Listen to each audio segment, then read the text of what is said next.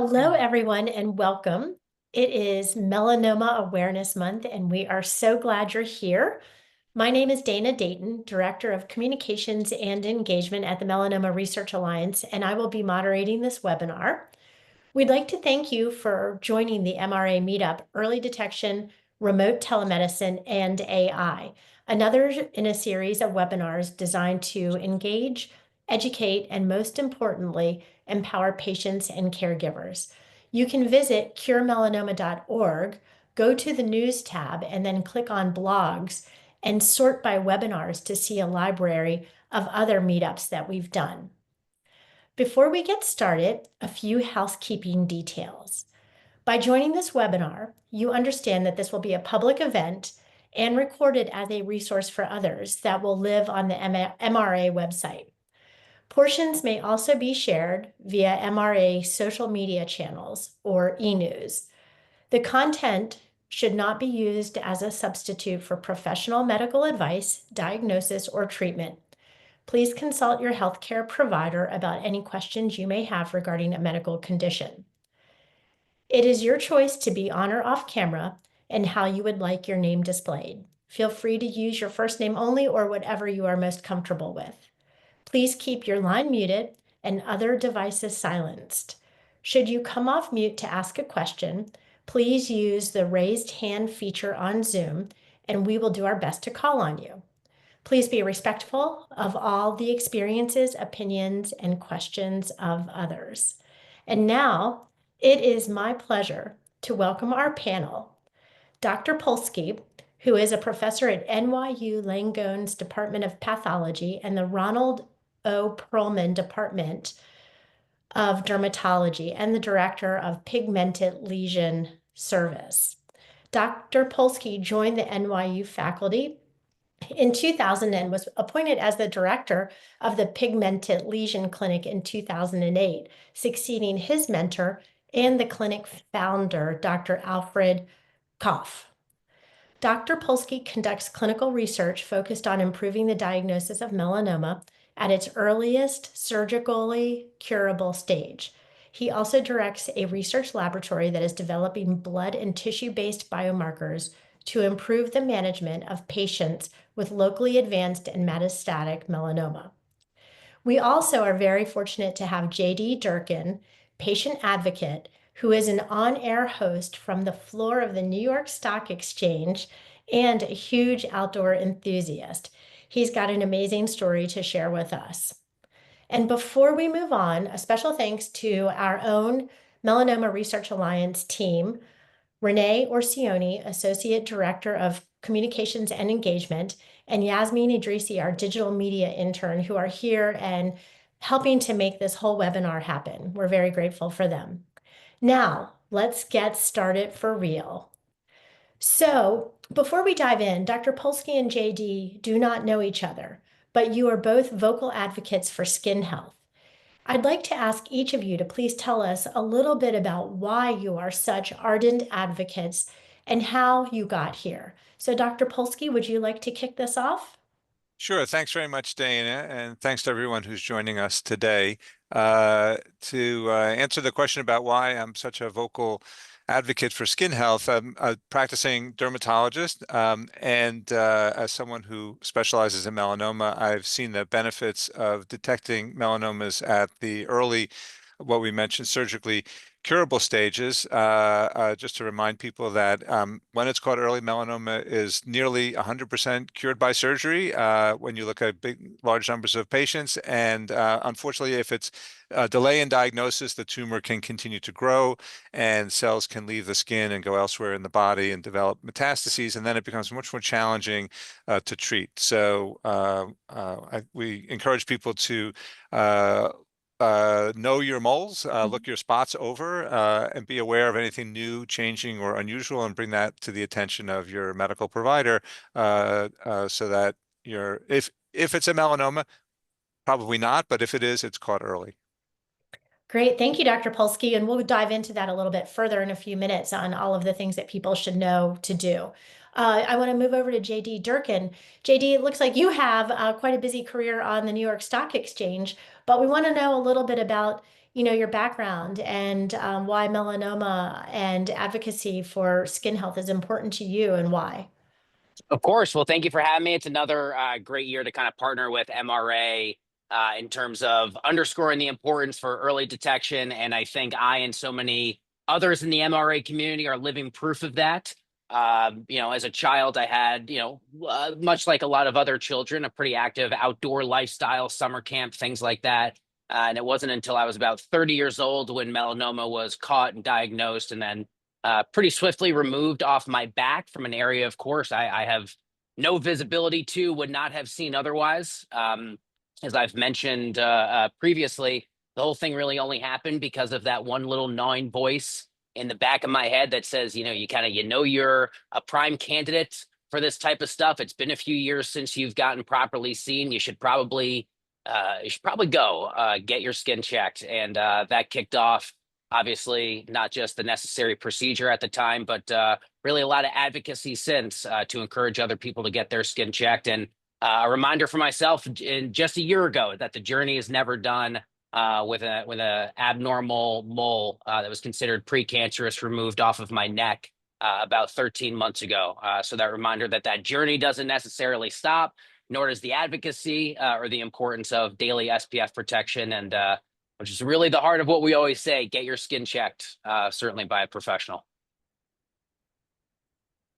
Absolutely. Thank you. And that's a perfect segue because I wanted to ask Dr. Polsky a little bit about, who needs to worry about this? As you said, you knew you were at high risk. Dr. Polsky, of course, skin is our largest organ and everybody has it. But does everybody need to be running to the dermatologist right this minute, no matter their age? Or, do you have some practical advice on how people should get started if they, haven't been seeking dermatological help?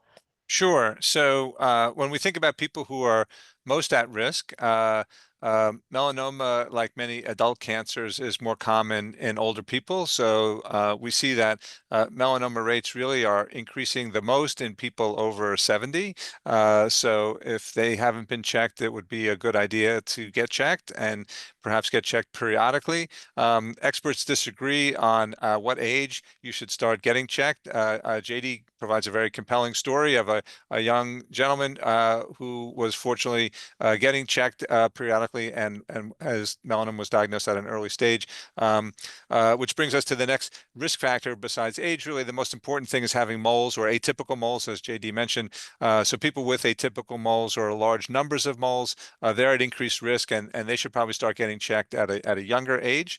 And then other risk factors are people with red hair or other light complexion are also most at risk. They're most vulnerable to the damaging effects of ultraviolet light, which is present in sunlight, as well as indoor tanning. I'm not sure how much indoor tanning is going on nowadays, but it used to be quite popular. And certainly people who have done indoor tanning are also at an increased risk. And the more people have shown, studies have shown, the more exposure you've had to indoor tanning, the greater your risk. So it's a very believable association because it shows what we call a dose response. The more exposure, the higher the risk. In terms of sunlight, really the most reproducible risk factor across studies is sunburns. So people who have more sunburns are at higher risk than those who have less sunburns. Total amount of sun increases your risk for things like squamous cell carcinoma, but with melanoma, it's a bit more complicated. It's typically the person who's we used to call the weekend warrior, was indoors during the week and then outdoors on the weekends and got sunburned perhaps. So those are in general some of the risk factors. In my practice, I don't sometimes patients come, especially with a family history,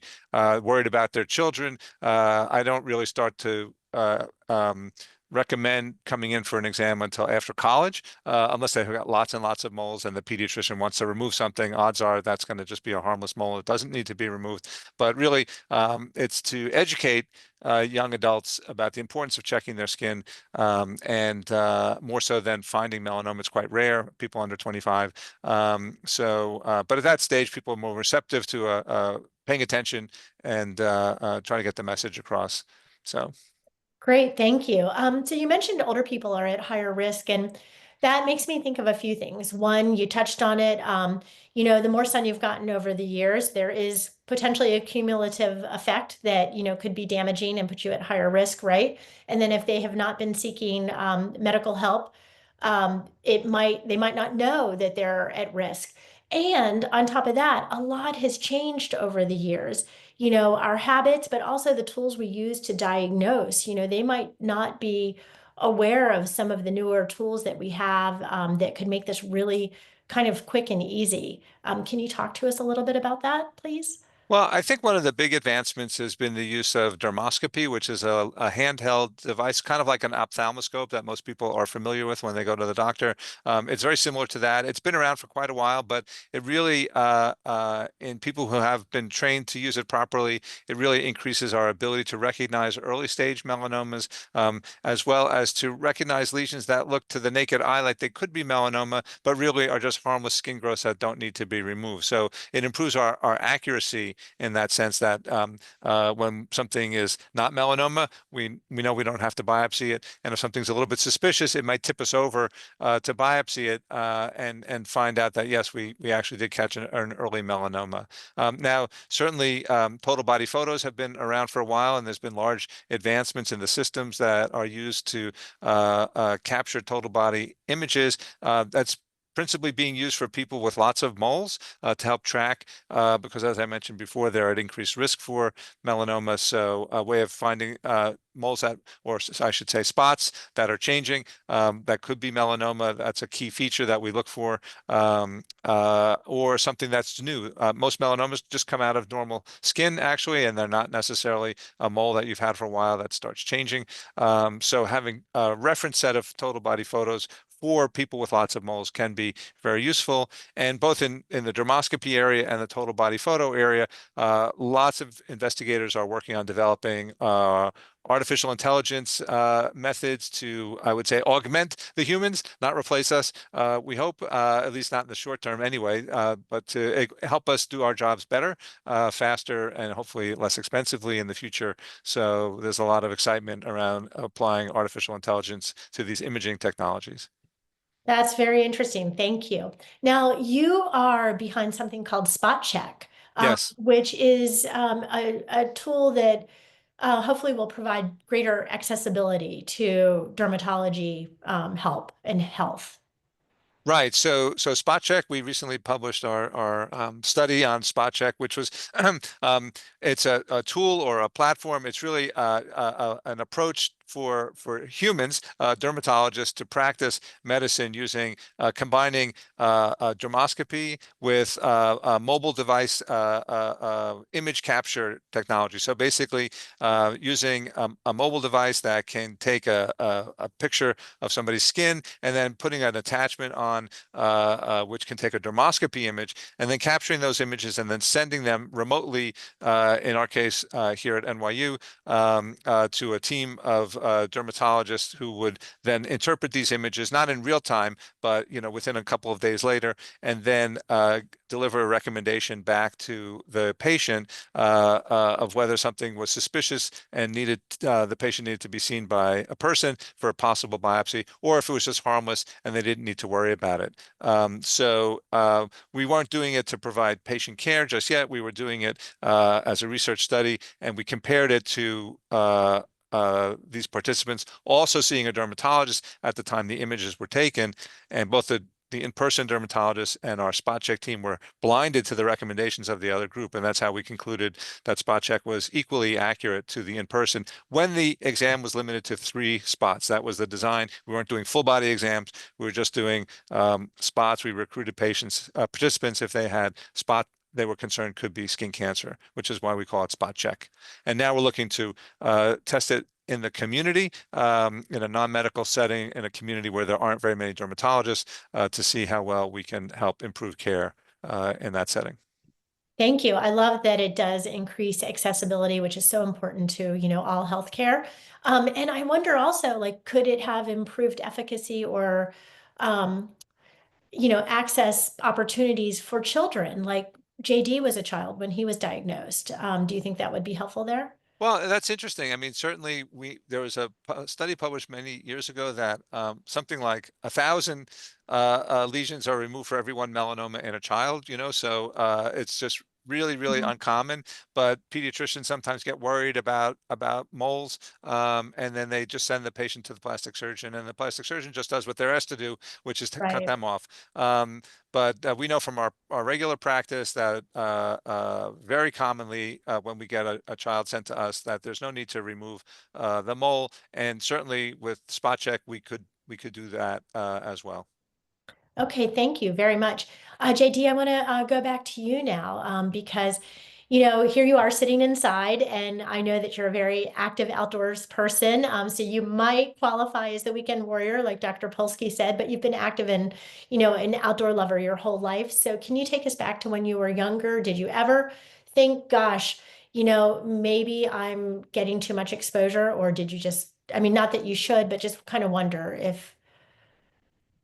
Well, I mean, to be fair, I don't think for any of us the sort of thing that tends to be too top of mind. Of course, when you're a Mhm. kid out there at camp or enjoying the outdoors, in my case, which certainly includes a lifetime of hiking. And I am ashamed to admit now, knowing what I know, but the number of sunburns, I mean, I was really, really staggered several years ago to really learn just how few sunburns you can have, which so significantly increase your chances Right. of an ultimate diagnosis.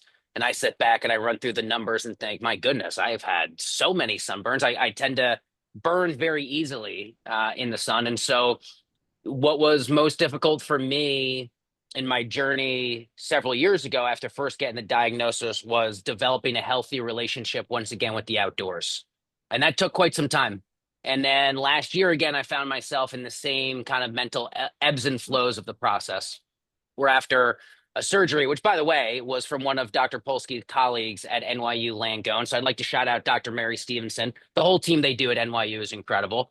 But given just the proximity to my head and where it was in such a sensitive area, I found myself at 36 years old, once again, grappling with the same things I did at 30, which is really limiting my time outdoors to the absolute bare basics. And you learn to, unfortunately, for a while, you build your quality of life around trying to limit sun exposure. And so there is a real mental health component of it as well, to the point, and it may sound extreme, but I'm still very conscious when I'm outside and I'm crossing the streets here in New York City, not to be standing in the sun for even a few brief moments more than I need to, and kind of pulling back into the shade. And that's a process that it takes some time to sort of normalize and find a healthy balance.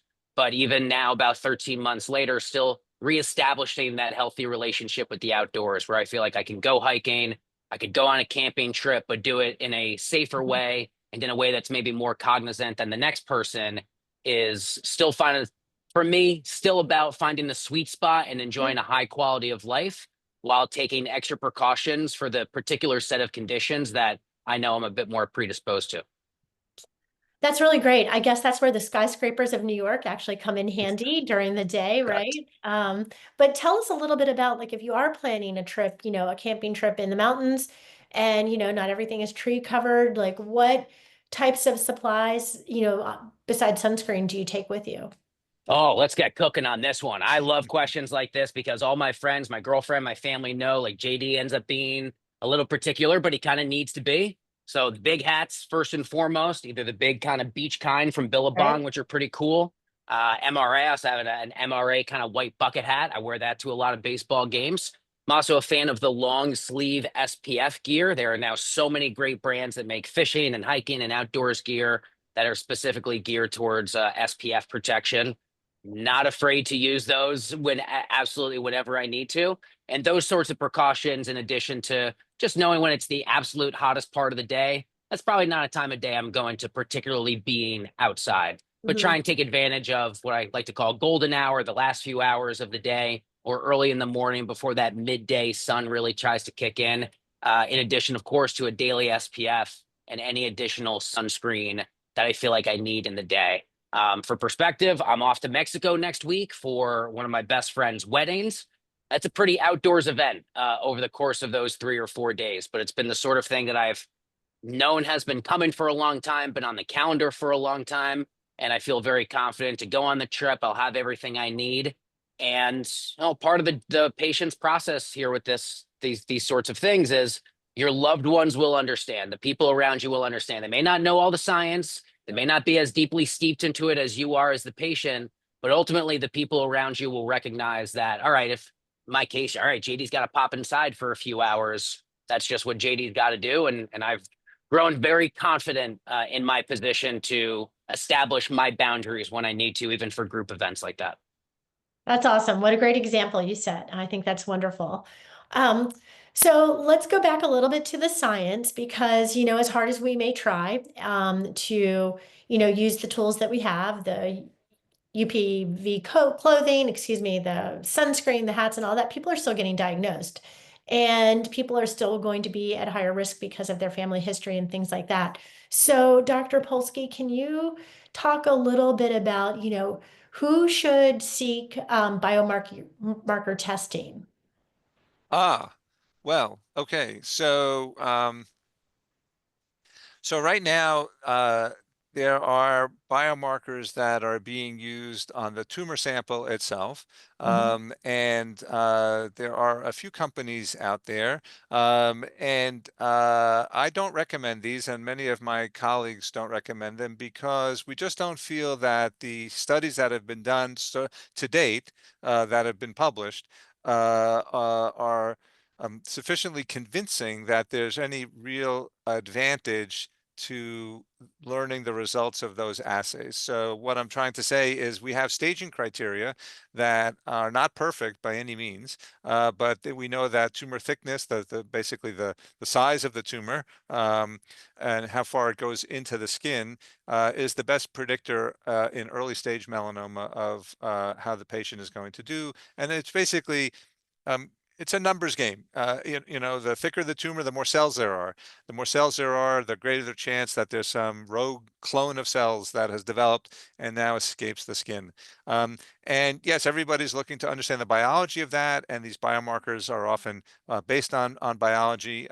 But what we've seen is that if you add these biomarker tests, and look at the staging criteria, and correct for all sorts of other variables that you really need to do this rigorously, it doesn't really add any additional information. They're attractive products because they give you a classification and sort of a yes no answer, whereas the staging criteria is a bunch of probabilities. So I can understand the appeal of that, but although you may not have to pay out of pocket for it, they're very expensive and somebody has to pay for it, and we just don't think it's worth it at this time. So there's more and more tests coming along, and hopefully we'll have ones that are better than the current ones. Yeah, I ask that because, when people are in the throes of a new, very serious diagnosis, they're looking for, all the tools at their disposal to get the most information about it so that they can start on the best possible treatment path. But, Right, right, I know you mentioned, kind of getting that staging and other information right is the best first step for sure. right. I know that also there's a lot of talk around circulating tumor DNA. Is that something that is being used now more often in early diagnosis or later? Well, not an early diagnosis, and as we discussed before, our lab is very involved in circulating tumor DNA Mhm. research, and we have a recent study in patients with stage 3 disease. It was a collaboration with Novartis, looking at clinical samples from their trial that demonstrated the improved outcomes of patients who received the BRAF MEK inhibitor treatment, dabrafenib and trametinib, compared to placebo. They showed that patients who had stage 3 disease, which is melanoma that spread to the lymph nodes, then patients had surgery, and they were scanned and they had no disease elsewhere. And the clinical trial tested whether giving them dabrafenib and trametinib for a year would prolong their survival before having a recurrence, or their overall survival of their life, compared to placebo. And it was a positive trial, and this trial was done many years ago. We were able to get blood samples from these patients and show that in a subset of them, 13% to be exact, before they started treatment, they had circulating tumor DNA detectable by our methods, and circulating tumor DNA are fragments of DNA that are released by tumor cells. So it's a direct measure that the patient still had melanoma in them somewhere, even though it wasn't detectable on the CT scans and things like that. And we found that those patients where we could detect their circulating tumor DNA, they recurred very quickly compared to patients where the test was negative. And then we also followed patients over time, and we saw that if they maybe were negative in the beginning because they had so little disease that it was below the detection of our assay, but that it began to grow and it became detectable, that those patients, 100% of those patients actually recurred. And again, they recurred more quickly than patients where the test stayed negative. So even though the test didn't pick up everybody, the patients Right. in whom it did pick up, it was very specific, pretty much all of them recurred. So there's a commercial tests out there. I know there's one company that's, patient doesn't have to pay for the test. They don't charge insurance either. It's, a bunch of investors are trying to get a foothold in the market. But again, that test hasn't really been studied in a large number of patients to see if it actually gives the oncologist information to act on. Nobody sort of tested to see whether using the information improves the patient outcome or not. But I was just talking to a colleague earlier this week who does order that test, and she said, well, it's another piece of information, and maybe if it's positive, I'll accelerate the scan date. Instead of scanning the patient, in 2 or 3 months, maybe I'll scan them, this month because they came up with a positive number. So we're still working it out. It's early days, but I think it'll have a place as the assays get better and we have more data on how to use them. That's great. Sounds like we have a lot of promising tools. And of course, we've already had some breakthrough research lead to improved treatment options, which is fantastic. Still doesn't negate the fear that people go through when they are first diagnosed, though, and they're just sort of in that stage of paralysis. Can you both tell us a little bit about the guidance you might give to those people who are newly diagnosed? And what might you say to them? What would your guidance be? Well, I'd like to hear from JD first, actually, Okay. because I feel like patient to patient is probably even better than doctor to patient. So I'm happy to go after you, JD. Well, I think first and foremost, and it's easier said than done, but it's only from learned experience. Have your questions, consider your questions, and then ask your questions. And that's a Uh-huh. really big one, because especially if you're in for the first time, and it might sound silly, but as an example, for one particular excision procedure that I needed one time, I could have sworn the doctor said it'll only be 3 to 5 minutes the first time of the conversation. And I showed up to find it was she meant 35 minutes. I was like, that makes much more sense. And that's a small detail. But in terms of your expectation, I'm thinking, I've had these done before. 3 to 5 minutes doesn't quite seem right to numb the area, do the procedure, this and that. And it's a small detail, but it's one my brain goes to. So I think first and foremost, have all your questions. I think it's healthy to use the internet for some context, but I think a general good piece of advice is don't ever over Google anything, because there's lots of horror stories, and no one person's situation is necessarily going to match someone else's.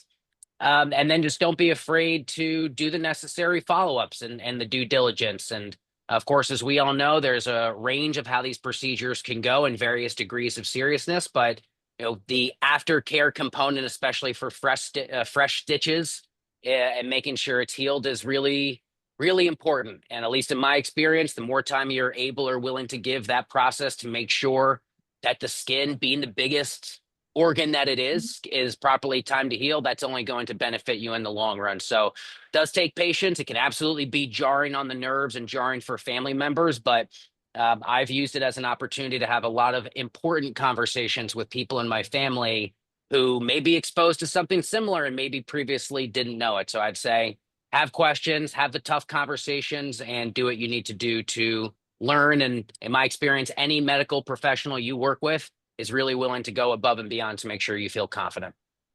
Awesome. Thank you, JD. Dr. Polsky, what do you tell your patients? Well, when I have a patient who has a new diagnosis of melanoma, the first thing I go back to is the staging system, and I explain to them that they're most of the time I'm finding early stage melanomas, or even people are coming to me for consultation with basically early stage melanoma. So I'm in a fortunate position to tell them that they have an excellent prognosis. And so we'll talk about the the statistics of 5 and 10-year survival, which are in excess of 90%, close to 95 or 98% in many of the cases I discuss. And then it's known that people who've had one melanoma have an increased lifetime risk of having another melanoma. But I explained to them that melanoma is overall rare. So even though they might find somewhere online that their risk of another melanoma is 10 times that of somebody who's never had one, I tell them it's like it's like lottery tickets. So, if you buy 10 lottery tickets or one lottery ticket, you're still not winning the lottery, right? So if your chance is 10 times higher than somebody who didn't ever have a melanoma, melanoma is still pretty rare overall. So, the chance of getting a second melanoma is really quite low, and only about 3 to 5% of melanoma patients will ever have one, a second one or more in their lifetime. So I try to do a lot of reassurance. I'll tell them a bit about the surgery. I'll be typically referring my patients on for surgery, and that I'm always there to assist them. And if they do have a more advanced stage melanoma that requires a sentinel node biopsy, that they'll be seeing one of our surgeons. I'm happy to talk to them at any time about questions that they may have, and then they'll be coming back to me for follow-up exams as per usual practice. So I stay involved with their care. That's great. That's great. I love the network, the team spirit, that you embrace and share with your patients. That's wonderful. JD, as a man, I know that you feel very called to share your journey with other men, because that's a part of the population that doesn't seem to always be as informed or concerned about skincare. That is correct, unfortunately. And it's sort of, at times a bit of a running joke, maybe with other people in the melanoma community.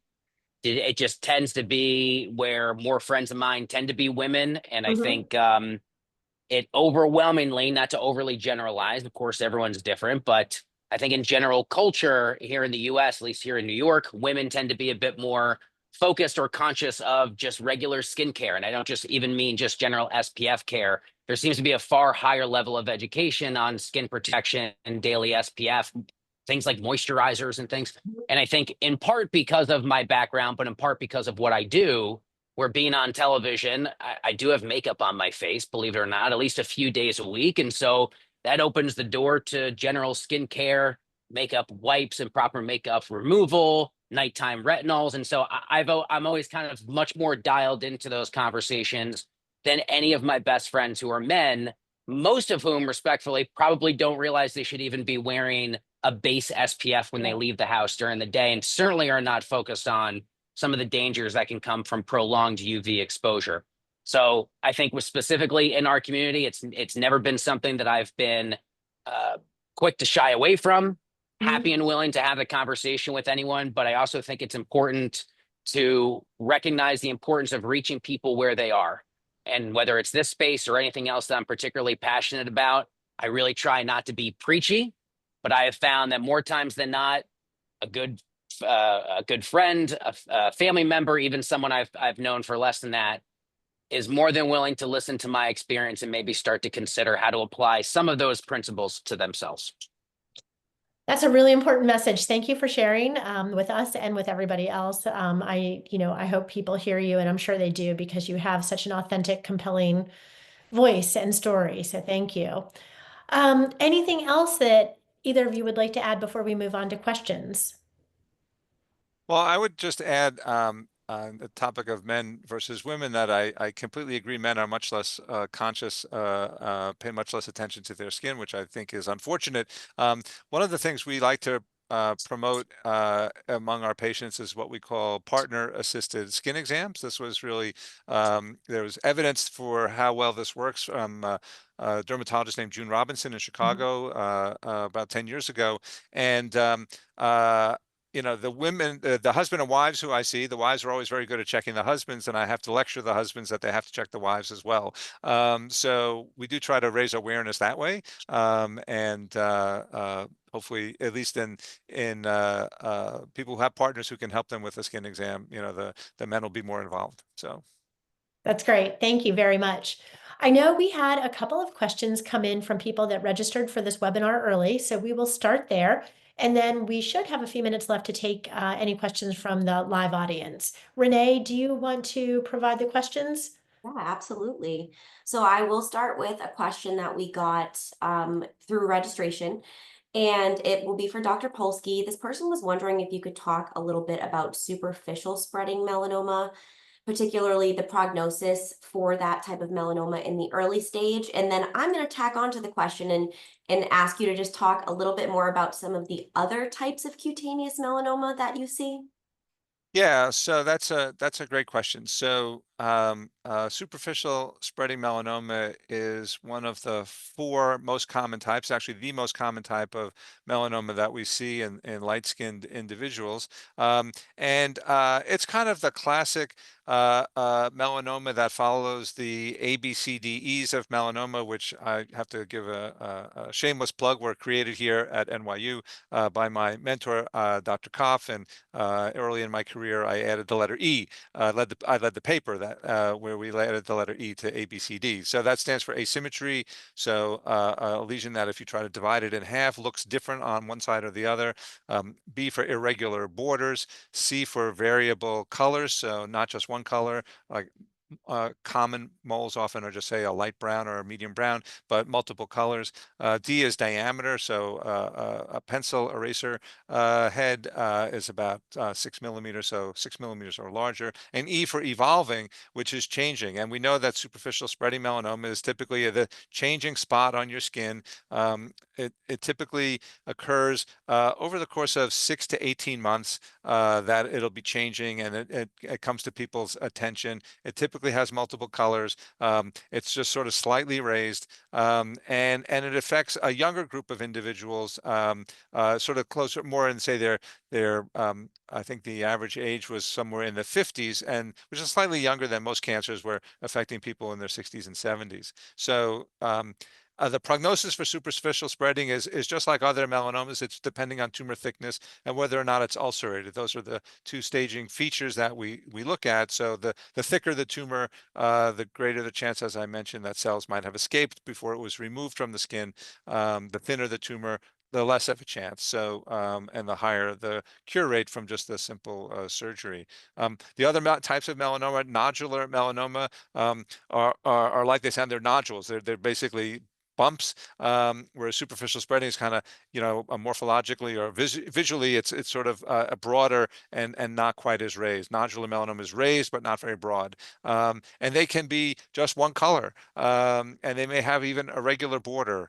So that was the exact reason why we added E for evolving to ABCD. And they tend to occur in older patients on chronically sun-damaged skin. So they can come up out of nowhere, and that's typically how they present. Maybe, someone will come in and say, "Oh, this thing just showed up like a few months ago, and already it's thick, and they need to go for a sentinel node biopsy because it's thicker than a millimeter." And they, again, they're probably not any more aggressive than their thickness, would suggest. So the staging criteria doesn't distinguish between superficial spreading and nodular. And then on the other end are lentigo maligna melanoma. So this is a very slow-growing melanoma, typically on older people, very chronically sun-damaged areas. So typically on the face or other areas of chronic sun damage. And they tend to be very flat, can be present for years. I remember one of the first times I biopsied one in a patient when I was a resident. They said, "Well, why are you biopsying that, doc? It's been there for 30 years." But it had slowly grown, presumably, and then changed, and it turned out that it was a lentigo maligna melanoma. And again, tumor thickness is what's used for staging there. And then the last is of the common melanomas is acral or acral lentiginous melanoma. This is melanoma on the palms and soles. Very rare, probably only 2% of all melanomas. Interestingly, the other forms of melanoma are very uncommon on people with darker skin, but acral melanoma is not related to sun damage. When you look at the biological features of it, it has very few mutations. Mutations are caused by sunlight, but acral melanoma doesn't have them. And that if you look at cases per se, 100,000 individuals, it's the same whether you have dark skin or light skin. So it's more like an internal malignancy in that sense, that it's not more common in people with lighter skin who are more sun sensitive. And that's also, we think, generally very slow growing. People often don't look at the bottom of their feet, acral meaning palms and soles. So it often is diagnosed late because people just aren't looking for it. Thank Thank you you. so much. Another question we had, you did talk about this a bit. You talked about mole mapping. This person had shared that they feel like every time they're going to the dermatologist, they're getting more and more biopsies each time, and mole mapping isn't a part of their current routine. So how would you suggest, Dr. Polsky, that they go about bringing up this to their doctor or seeing if it's something that is offered to them? Uh, right. So mole mapping, which is total body photography, can be useful to people because you have a set of images that can be a reference for the dermatologist when when you go back in for a visit. And we have plenty of people. Typically it's people who have lots of moles. It sounds like this patient must have lots of moles because they're having one removed all the time. And many of them can be what we call atypical. So they have some of these ABCD features. Typically, they're not changing, so they don't have E, but they might have, an irregular border and asymmetry and 2 shades of brown, for example, and they may be a little bit large, but altogether, it's still not really, enough to make a melanoma diagnosis. But some dermatologists don't want to take any chances. So they're like, well, this is the funniest looking mole you have today, so I'm going to remove it. And that way I'm sure I haven't missed a melanoma. But if they had a set of total body photos, they might see that mole didn't change at all, and if it hasn't changed, it's not going to be cancer. I mean, the problem with cancer is it's growing and changing when it's not supposed to. So something that's stable, it doesn't need to be removed. Thank Great. you. Thank you. And We do have a few more. One more for Dr. Polsky.